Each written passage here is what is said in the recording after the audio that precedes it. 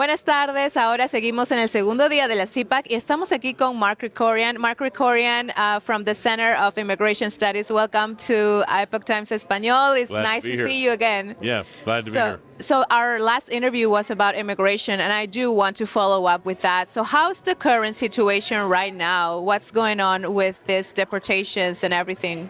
What's happening now is what Tom Homan, the border czar for Trump, is calling the worst first policy. In other words, they're going after the people who are, real criminals that everybody wants out.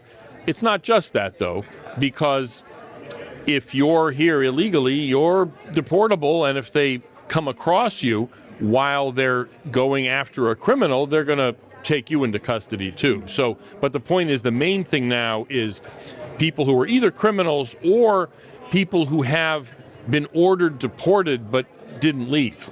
And there's almost 1.5 million people like that. So there's a lot that ICE has its hands full. But at some point, they're going to step up enforcement actions at workplaces. They're already doing some of that, but there's going to be more of it.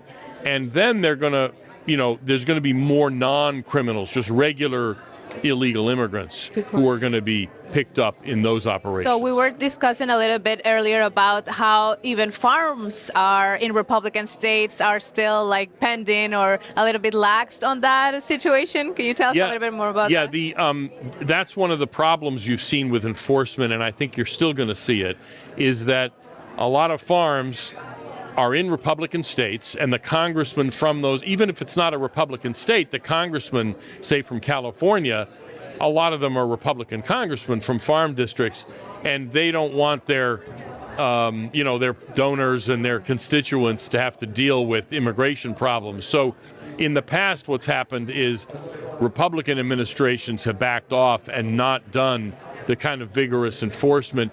But I don't think that's going to be the case this time. We're going to see. I don't know. And it's not just farms. It could be restaurants, warehouses, factories. If there's a congressman there who is friends with the owner, for instance, sometimes they'll place a call, try to get the enforcement stopped. I don't think that's going to happen this time, but it might. And so that's one of the things I'm looking for. It's almost like a test for the Trump administration to see whether they're actually going to follow through on enforcement all the way.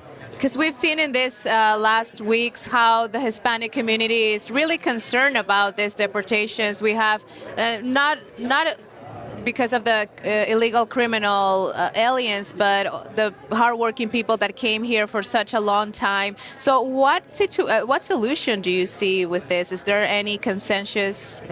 For people who've been here a long time, they're still illegal, but there is a case to make for regularizing them, for amnestying them.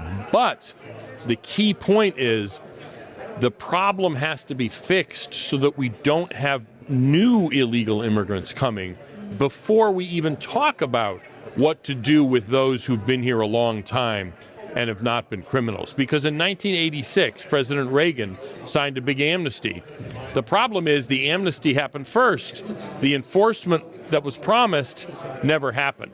And that still poisons our debate to this day. Needs to be the other way around. Enforcement first, and only then do we talk about what to do about the remaining people who are been here a long time and are not criminals. And my last question for you, Mark, will be, as Hispanic community, what should we expect in this upcoming administration? Well, the interesting thing is the president is, for all the talk about how he doesn't like Mexicans or whatever, he's actually probably the most, pro-immigrant, pro-Hispanic politician we've had who is still a patriotic American and wants the laws to be enforced.